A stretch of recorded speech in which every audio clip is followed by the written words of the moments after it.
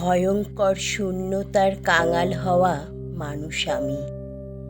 সম্পর্কের মায়াজাল ছিন্ন করে বারবার স্মৃতির জানালায় নিজেকে দাঁড় করাতে চেয়েছি। নীল হৃদয়ের কষ্টগুলো কখনো কখনো উকি দিয়েছে আমার আকাশে। শূন্যের ভেতর ঢুকে আমি জীবনের প্রাপ্তিকে খুঁজেছি।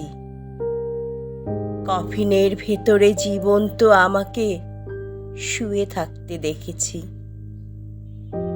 অশ্রু দিয়ে পান করেছি অভিমান।